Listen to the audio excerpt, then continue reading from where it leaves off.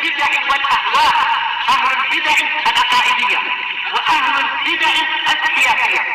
أنا أقول بيننا وبينكم السلف، بيننا وبينكم الكتب، كان فيقول البدع بيننا وبينكم. بسم الله الرحمن الرحيم. الحمد لله الذي أرسل رسوله بالهدى ودين الحق ليظهره على الدين كله وكفى بالله شهيدا. أشهد أن لا إله إلا الله وحده لا شريك له إقرارا به وتوحيدا، وأشهد أن محمدا عبده ورسوله صلى الله عليه وعلى آله وسلم تسليما مزيدا لا نبي بعده. إخواني في الدين، أعزني وأعزكم الله جميعا وبارك الله فيكم. Kita lanjutkan bacaan berikutnya terhadap syarah silsilah Rasail yang disyarah oleh Asy-Syaikh Al-'Allamah Shalih Al-Fauzan Atsabahullah, yang mana sekarang kita masih berada pada artikel makna taghut, yaitu definisi taghut, macam-macam taghut, dan bagaimana cara untuk menghindarkan diri kita dari taghut.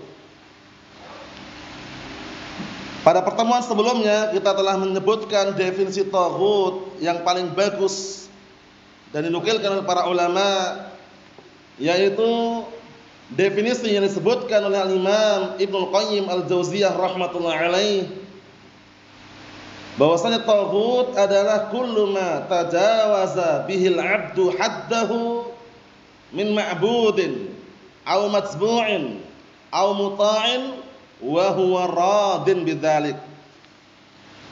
Termasuk definisi yang bagus sering dinukilkan oleh para ulama mengenai definisi taghut adalah yang disebutkan oleh Al-Imam Ibnu Qayyim rahmatullah alaih.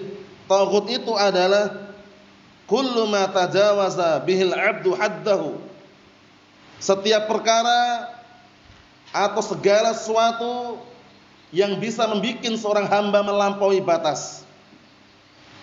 Segala sesuatu atau semua perkara yang bisa membuat seorang hamba melampaui batas, baik sesuatu yang disembah atau yang diikutin atau yang ditaatin, dalam kondisi dia ridho. Jadi dia disembah selain Allah, ridho dia. Dia diikutin dalam syariat selain Allah, ridho dia. Kemudian juga dia ditaatin pada perkara yang haram, menghalalkan perkara yang haram, mengharamkan perkara yang halal, ridho dia. Maka dia taghut. Berarti yang kita pahami, kalau enggak ridho bukan taghut. Seperti Nabi Isa alaihissalam. Orang-orang Nasara menurut mereka kan nyembah Nabi Isa. Tapi Nabi Isa alaihissalam ketika mereka, kalaulah seandainya beliau hadir di hadapan mereka dan tahu beliau tidak ridho, maka tidak bisa dikatakan Nabi Isa alaihissalam taghut. Jadi pahami ya? Seperti itu. Jadi inti yang paling kuat disebutkan juga oleh Asy-Syaikh Abdul Aziz Ibn Abdullah Ibn Baz rahmatullah alaih, wa huwa radin. Ini penting sekali. Jadi kalau dia enggak ridho berarti bukan taghut. Jadi pahami ya? Seperti itu. Terus bagaimana keadaan sebagian ghulatu sufiyah, orang-orang sufi yang ekstrim, yang mereka kadang menyanjung, memuji habibnya, kiainya, gurunya yang berlebihan. Kalau dia sama ridho, misalkan dia meyakini bahwasanya kiai fulan, habib fulan itu bisa menyembuhkan penyakit, menghilangkan bahaya atau malapetaka, dia meyakini seperti itu dan bahkan menyanjungnya, memujinya. Kemudian habib dan kiai itu ridho, paham ya? Dimintai pertolongan pada perkara yang tidak dimampui kecuali hanya Allah Ta'ala, dia ridho, masuk taghut. Hati-hati. Karena apa? Karena syarat wa huwa radin ini penting sekali. Jadi pahami ya? Seperti itu. Kita lihat penjelasannya. Qala al-Imam Al-Mujaddid Asy-Syaikh Muhammad bin Abdul Wahhab rahmatullahi alaih, matan bagian atas itu yang punya kitab. Yang cetakannya beda-beda, disesuaikan ya. Kata beliau, wa tukhlis jami'a anwa'il ibadah kulliha lillahi wa tanfiha an kulli ma'budin siwa. Ini sambungan dari yang sebelumnya. Kata beliau, dan hendaknya ketika mentauhidkan Allah Subhanahu wa taala, di samping dia meyakini bahwasanya Allah taala adalah ilah, sesembahan yang berhak untuk diibadahi, kemudian wa tukhlisa, dan hendaknya engkau mengikhlaskan semua macam-macam ibadah semuanya untuk Allah taala. Jadi enggak boleh dicabangkan. Satu cabang saja peribadatan dipersembahkan kepada selain Allah taala, maka itu adalah kesyirikan. Sudah pahami? Wa tanfiha an kulli ma'budin siwa, dan engkau meniadakan ibadah tersebut dari setiap yang sembah selain Allah taala. Ini masuk dalam apa? Dua rukun yang disebut dengan an-nafy wal isbat. Paham ya? Karena la ilaha illallah memiliki berapa rukun? Dua rukun, ruknani asasiyan. Dua rukun yang inti yang tidak bisa dipisahkan. An-nafyu saja tanpa isbat enggak bisa. Isbat tanpa nafyu enggak sempurna. Tapi harus ada an-nafyu wal isbat. La ilaha illallah. Jadi pahami ya? Nafyu jami' ma yu'bad min dunillah. Makna nafyu itu adalah meniadakan semua yang disembah selain Allah taala. Isbat maknanya apa? Isbatul ibadah kulliha lillahi wahdah. Menetapkan semua peribadatan yang murni untuk Allah taala. Jadi kalau ada orang nyembelih sembelihan dipersembahkan untuk kuburan fulan bin alan, ya kan? Kemudian dipersembahkan untuk fulanah bintu fulan, itu semuanya barakallahu fiik, jika diniatkan dengan niatan-niatan yang barakallahu fiik, perkara-perkara yang tidak ada atau tidak dimampui oleh Allah Subhanahu wa taala, secara global masuk dalam kategori kesyirikan wal iyad billah. Paham ya? Nah, beda kalau dia menyembelih sembelihan karena dalam rangka memuliakan tamu, memuliakan orang yang sedang ziarah berkunjung ke tempatnya, dia sembelihkan sembelihan, itu boleh. Paham ya? Bahkan termasuk ikram dzuyufan itu. Nah, tapi kalau dia melakukan sembelihan untuk selain Allah taala, bismi fulan min alan atau semisalnya, atau dipersembahkan untuk fulan bin alan sudah meninggal, itu semuanya kesyirikan. Kita lihat aja. Qala Asy-Syaikh Shalal Fauzan asbahullah, bagian bawah itu, hadza ma'na al-iman billah. Ini adalah makna beriman kepada Allah taala. Ingat-ingat, dua rukun tersebut disebutkan oleh Allah Subhanahu wa taala dalam Al-Qur'an Karim. Dan juga dijadikan dalil para ulama bahwasanya termasuk kesempurnaan tauhid adalah al-imanu billah wal kufru bit-taghut. Wa man yakfur bit-taghut wa yu'min billah faqad istamsaka bil urwatil wuthqa. Barang siapa yang kufur, meninggalkan taghut dan beriman kepada Allah, maka sungguh dia telah memegang tali ikatan yang sangat kuat, yaitu tali apa? La ilaha illallah. Kalimatut tauhid, kalimatul ikhlas, kalimatut taqwa, al-urwatu al-wuthqa. Naam. Kita lihat lagi. Kata beliau, antasrifal ibadat kullaha lillah. Jadi kamu menyerahkan, mempersembahkan semua peribadatan itu murni untuk Allah taala. Nah, sekarang ibadah itu apa? Orang kan bertanya-tanya kan, ibadah itu apa sih ibadah? Dikit-dikit ibadah, kita harus beribadah. Kalau beribadah enggak boleh kecuali hanya kepada Allah. Definisi yang paling bagus barakallahu fiik disebutkan Syekhul Islam Ibnu Taimiyah rahimatullah alaih. Dihafalkan definisi ini ya. Dulu sering ana sebutkan, mungkin yang lupa bisa mengingat kembali, yang belum dapat didapatkan, yang belum tercatat dicatat. Apa itu ibadah? Definisi yang paling bagus, definisi yang paling bagus adalah ismun jami'un likulli ma yuhibbuhu Allahu wa yardah minal aqwal wal a'mal adh-dhahirah wal batinah. Sering dengar itu kan? Nah, itu definisi ibadah. Jadi antum barakallahu fi, kalau memungkinkan di daftar antum, buku tulis faedah itu definisi taghut apa? Tidak ada, ya kan? Definisi ibadah apa? Nanti kalau suatu ketika mengulang tahu. Karena menghafal definisi itu penting sekali. Dalam semua funun bidang studi, baik itu nahwu, sharaf ataupun dalam masalah tauhid, masalah fikih, itu kalau menghafal definisi, itu nanti antum bisa punya gambaran dalam menjabarkan, menjelaskan. Paham ya? Apa itu ibadah?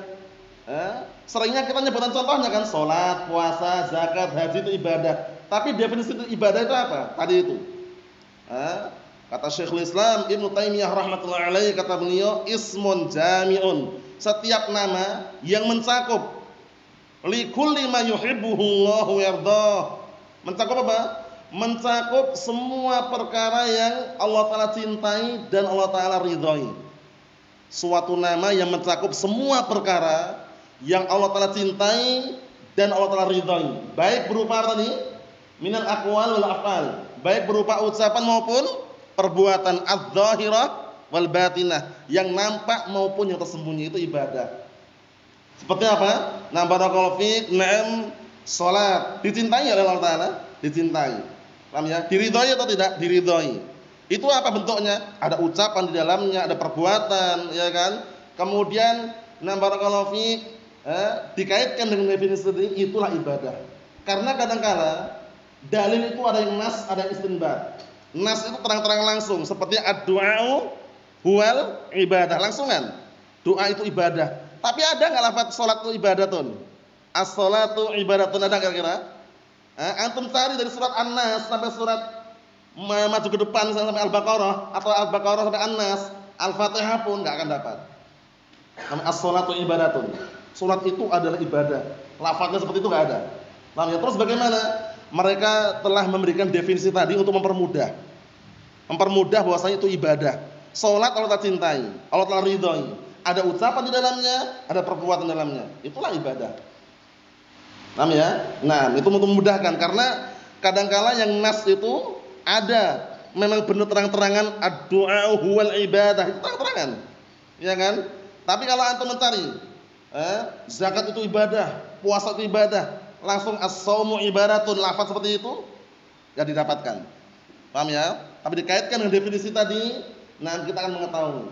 Mafhum? Amalan tersebut dicintai atau tidak? Na'am. Bentuknya apa? Ucapan atau perbuatan yang nampak maupun tersembunyi.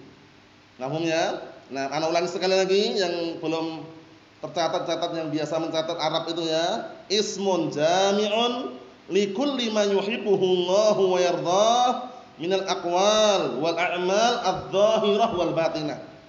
Itu definisi yang bagus, sering disebutkan dalam syuruhat, syarah-syarah kitab tauhid atau yang semisalnya. Kita lihat, na'am, kata beliau, la tasrif minha syai'an li ghairillah. Kamu jangan menyerahkan sedikit pun ibadah tadi kepada selain Allah Ta'ala. Kalladzi yasumu yusalli wa yuzakki, lihat ini. Seperti orang yang puasa, kemudian sholat, kemudian berzakat, walakin yad'u ghairallah, tapi dia menyeru, berdoa, meminta kepada selain Allah Ta'ala. Paham ya? Nah, sholat rajin dia, puasa nggak usah nanya, zakat pun rutin nggak pernah terputus. Tapi kalau malam ke kuburan, tolong Mbah Fulan, Mbah Alan, lancarkan rezekinya, ekonomi sedang susah ini, tolong jualannya apa? Dilariskan, seperti itu. Allahumma musta'an, lihat ini. Akan tapi dia apa? Di samping dia puasa, sholat, zakat, dia menyeru berdoa kepada selain Allah. Ini menyelisih dalil yang sahih, ayat yang sudah jelas terang-terangan Allah telah perintahkan kita agar berdoa kepada siapa?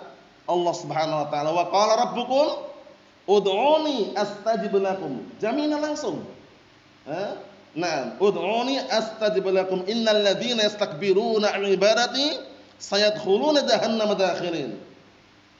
Dan sungguh Rabb kalian telah berkata, berdoalah kalian kepadaku, niscaya aku akan kabulkan untuk kalian. Sesungguhnya orang-orang yang mereka apa? Sombong. Perhatikan ya, sombong dari beribadah kepadaku, maksudnya menyembah selain Allah, meminta kepada selain Allah, berdoa kepada selain Allah. Apa balasannya? Sayadkhuluna jahannama dakhirin.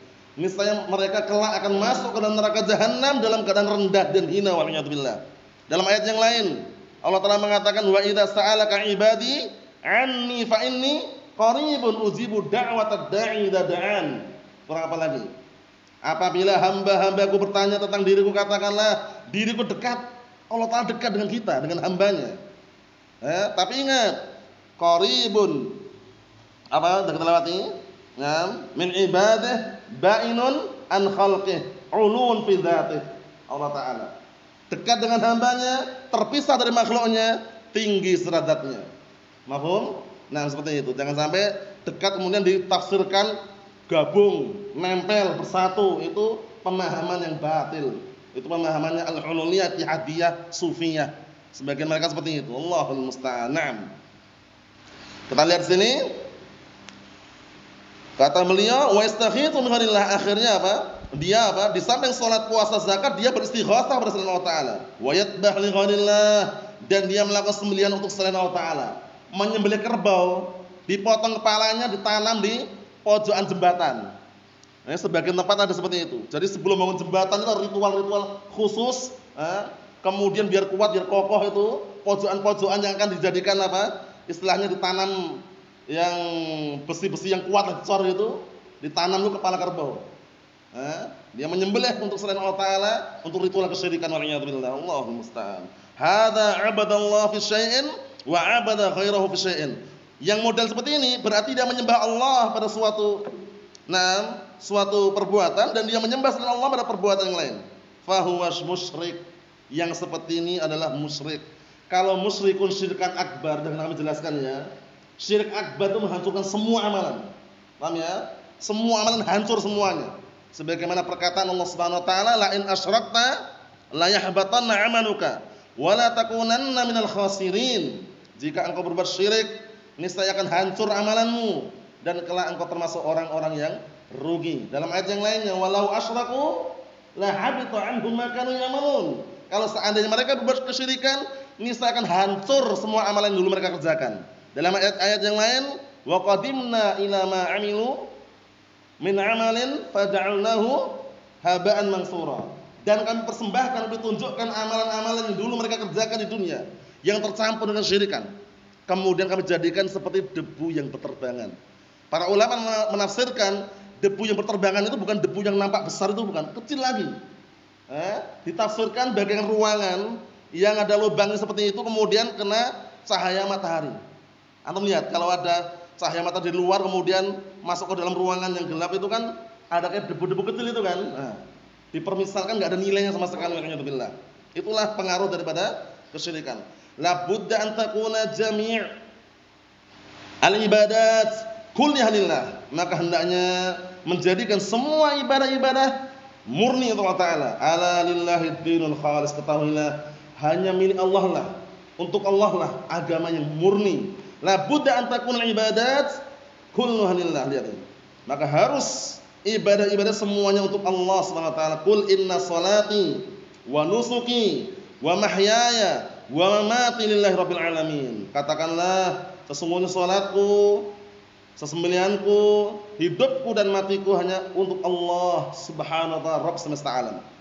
Amal ladzi ya'budullaha bi ba'dil ibadat, adapun orang yang menyembah Allah dengan sebagian ibadah-ibadah, wa ya'budu ghairahu, diperhatikan itu, dan menyembah selain Allah taala bi anwa'in ukhra minal ibadat, dengan barakallahu jenis yang lain dari ibadah-ibadah yang ada, fa hadza lam yu'min billah.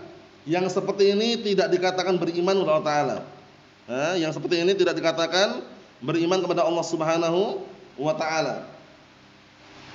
Kalladzina yasumun wa yusallun wa yahujjun wa yantiquna bisyahadatain. Seperti orang yang puasa, salat, berhaji dan melafadzkan syahadatain. Bukan hanya diam yang melafadzkan ini. Asyhadu an la ilaha illallah wa asyhadu anna Muhammadar Rasulullah. Bersyahadat ya. Walakin yad'una ghairallah. Walakin yad'una ghairallah, tapi dia menyeru, memanggil, berdoa kepada selain Allah taala. Yad'una al-amwat. Lihat ini terjadi ya. Mereka menyeru, memanggil-manggil apa? Amwat, orang dah mati. Mbah fulan, Mbah Alan datang ke kuburan, tabur bunga, siram air, kemudian berdoa meminta kepada mbah yang dah meninggal tadi itu. Nah, minta perkara-perkara yang apa? Yang tidak dimampui kecuali hanya Allah taala yang mampu. Minta pesugihan, kekayaan, minta penglarisan, Allahul musta'an. Nah, kata beliau, wa yadbahuna al-amwat, dan juga mereka menyembelih sembelihan untuk apa? Untuk orang dah mati. Wa yanzuruna lil amwat, dan mereka juga menadar untuk orang-orang dah mati. Bayangkan itu. Ini yang seperti ini barakallahu fiik. Naam, sebenarnya keterbalikan terjadi pada mereka. Sudah kita lewati. Sebenarnya para ulama telah menjelaskan yang perlu dan membutuhkan itu yang mati. Perlu butuh kepada orang hidup, perlu doa mereka. Bukan yang hidup malah berbondong-bondong pergi kepada orang mati. Ya kan? Nah, bisa. Jadi bukan orang yang hidup malah pergi datang kuburan minta orang mati. Terbalik kan? Seharusnya yang mati itu yang perlu orang hidup untuk mendoakan mereka. Seperti itu. Nah, kita lihat. Wa yatufuna bil kubur, mereka ngelilingi kuburan, muter-muter. Ritual malam Jumat Kliwon. Syirik. Paham ya? Naam, Allahul musta'an. Ngelilingi kuburan 7 kali putaran. Ini nganggap kuburan Ka'bah. Allahul musta'an. Nanti setelah itu nanti tabur bunga. Siram air. Ritual-ritual yang kadang orang dibodoh-bodohin. Nah, dia larinya ke dukun. Dukun nyaran seperti itu. Itu pun bukan gratis, bayar. Allahul musta'an. Jadi kesyirikan itu istilahnya banyak sekali sarana dan juga media-media yang mereka gunakan. Allahul musta'an. Kita lihat di sini. Haula lam ya'budullah, yang seperti ini modelnya, walaupun mereka sholat, puasa, haji, itu seakan-akan mereka itu belum dikatakan beribadah kepada Allah karena masih mencampur adukkan. Paham ya? Nah, masih berbuat kesyirikan karena inti dari la ilaha illallah apa tadi? An-nafyu wal isbat, harus itu. Paham ya? Bukan hanya sholat, puasa, zakat, haji, tapi dia nyembah kuburan atau datang ke kuburan, minta pada kuburan, minta pada wali fulan bin alan misalkan, seperti itu. Kita lihat. Bal hum musyrikun, bahkan mereka orang-orang berbuat kesyirikan. Li'annahu la yastami' ibadatullah wa ibadatu ghairihi abada. Perhatikan ini, dikarenakan tidak akan terkumpul mengibadahi atau menyembah Allah Ta'ala dan menyembah selain Allah selama-lamanya. Jadi menyembah Allah, menyembah selainnya itu tidak akan berkumpul, tidak akan bisa bersatu. Dua-duanya kalau digabung seperti itu tidak terima. Yang dia persembahkan untuk Allah dicampur dengan untuk yang selain Allah Ta'ala, itu tidak akan sampai Allah Ta'ala. Yang mereka persembahkan untuk pada benda mati tadi tidak akan sampai juga. Benda mati, patung, kuburan, dia persembahkan buah-buahan, ya kan, buah apel, buah mangga misalkan, masakan-masakan sudah siap saji terus itu sampai kepada kuburan itu kira-kira. Yang makan nanti makhluk lain. Paham ya? Antum taruh, misalkan antum lihat, perhatikan orang-orang yang kadang menyajikan sajian makanan-makanan yang siap saji, ditaruh di kuburan fulan bin alan yang dikeramatkan. Itu kira-kira orang yang mati dalamnya bisa makan nggak? Muncul tangannya gitu. Yang makan siapa kira-kira itu yang makan? Makhluk lain kan? Ima kucing, anjing, atau yang semakna dengan keduanya gitu. Iya kan? Nah kalau yang mati nggak bisa ngapa-ngapain. Itulah yang disebutkan yang dipersembahkan untuk Allah tidak akan sampai. Kenapa? Karena dicampur dengan yang lainnya. Yang dipersembahkan untuk kuburan orang-orang sudah mati itu pun nggak akan sampai juga. Allah musta'an, seperti itu. Nah, kita lihat sini, dikit lagi sampai bawah itu. Kata beliau, Allah Subhanahu wa taala mengatakan, Allah Jalla wa ala yaqul, ana aghna syuraka 'an syirki. Faman 'amila 'amalan asyraka fihi ma'i ghairi taraktuhu wa syirkah. Perhatikan hadis qudsi namanya ini. Allah Ta'ala mengatakan, aku adalah zat yang paling tidak perlu, paling tidak butuh dengan sekutu-sekutu, tidak perlu dengan kesyirikan. Maka barang siapa yang beramal suatu amalan yang dia berbuat kesyirikan bersamaku di dalamnya, aku tinggalkan dia dan sekutunya. Orang tadi tinggalkan, terima, sekutunya pun juga tampakkan, enggak terima Allah Ta'ala. Wa fi riwayah fahuwa lilladzi asyrak wa ana minhu bari. Adapun barakallahu fiik, dia kepada orang yang dia sekutukan, maksudnya dia menyekutukan Allah Ta'ala, kata Allah Ta'ala, wa ana minhu bari, aku berlepas diri dari orang tersebut. Bayangkan itu. Allah la yarda an yusyrak ma'ahu ahadun fi ayyi naw'in min anwa'il ibadat. Allah Ta'ala tidak pernah ridha disekutukan bersamanya dengan seorang pun pada jenis apapun daripada jenis ibadah. Bal yajibu an takuna al-ibadatu kullaha lillahi azza wa jalla. Masyaallah, lihat ini. Bahkan wajib semua peribadatan semuanya untuk Allah Ta'ala. Wa qatiluhum hatta la takuna fitnatun wa yakuna ad-dinu kulluhu lillah. Lihat ayatnya ini. Dan perangilah mereka. Sampai atau hingga tidak ada lagi muncul fitnah. Para ulama telah menafsirkan fitnah ini adalah kesyirikan di antaranya maknanya. Jadi diperangi sampai tidak ada kesyirikan lagi. Wa yakuna ad-dinu kulluhu lillah, dan sampai agama itu semuanya murni untuk Allah Subhanahu wa taala. Para ulama telah menjelaskan, yang belajar nahwu, fitnatun di situ bukan isim takun. Paham ya? Jadi kalau untuk belajar nahwu ada kana wa akhwatuha, ini faedah nahwu ya. Di sini ada takunu, kana yakunu, itu termasuk sorofan dari kana ya kan? Tapi mana isimnya, mana khobarnya? Di sini antum jangan nyari isim. Jangan nyari khobar. Yang cari apa? Fa'il. Karena takunu tamah. Jadi pahami? Jadi kana itu kalau tamah yang maknanya hasala, hatala tahsul fitnatun, itu yang dibutuhkan fa'il, bukan isim, bukan khobar. Mafhum? Nah, jadi jangan nyari mana isimnya ya, mana khobarnya. Bolak-balik sampai mendekati hari kiamat pun dapat. Sahih. Karena ini adanya pelajaran dalam nahwu. Contoh yang lain untuk faedah juga. Wa in kana dzu usratin fanadhiratun ila maisarah. Wa in kana dzu usratin. Kana di situ maknanya hasala. Dzu isim marfu' bukan isim kana, tapi fa'il untuk kana. Paham? Apabila terjadi orang yang minjam uang tersebut kesulitan, dzu usratin, dia punya kesulitan. Paham? Jadi kalau kana maknanya hasala, kana apa namanya? Tamah. Perlunya fa'il, tidak perlu isim, tidak perlu khabar. Mafhum? Sekedar cuplikan faedah nahwu itu. Fala yakunu din ba'dahu lillah wa ba'dahu lil asnam aw lil qubur aw li fulan aw li alan, ad-dinu kulluhu lillah. Kata beliau, maka jangan sampai agama itu sebagiannya untuk Allah, sebagian untuk berhala-berhala, atau sebagian untuk kuburan, atau untuk si fulan, atau untuk si alan. Agama itu semuanya murni untuk Allah Ta'ala. Pertanyaan terakhir sebelum kita tutup, perbedaan antara sonam dan wasan itu apa bedanya? Perbedaan antara sonam dan wasan. Sudah kita lewati waktu itu ya sebelum beberapa waktu yang lalu ya. Tidak boleh dipersembahkan ibadah-ibadah untuk berhala-berhala. Paham ya? La asnam wa la ausan. Ya kan? Nah, bedanya apa antara sonam dan wasan ini? Hizam, ada bedanya enggak secara arti? Ayo, apa bedanya? Kalau sonam itu sesuatu yang berbentuk, dipahat, patung, mungkin patung banteng misalkan, atau patung Garuda, atau patung ular kobra misalkan. Nah, ini patung-patung seperti itu, sembah, itu masuk sonam. Kalau wasan lebih umum, batu, pohon, misalkan ada tikus disembah, tapi bukan berbentuk patung ya, hidup seperti itu masuk dalam wasan juga itu.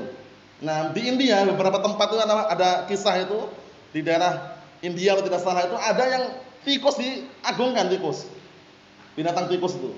Nah, paham ya? Mungkin pernah dengar kisah itu ya, diagungkan, kemudian dikasih air susu, kayak diperlakukan seperti manusia. Allahu musta'an. Itu sekedar selingan seputar al-wasan dan as-sonam. Kalau sonamun itu sesuatu yang berbentuk yang dipahat. Dan kalau wasan lebih umum, mau dipahat atau yang tidak dipahat, tidak berbentuk. Ya, seperti misalkan ya pohon, batu, bulan, bintang, sembah, itu namanya wasan. Mafhum? Nah, ini yang kita sampaikan. Yang berikutnya insyaallah pada pertemuan yang selanjutnya. Nasallahu as-salamata wal afiyah. Walhamdulillahirabbil alamin.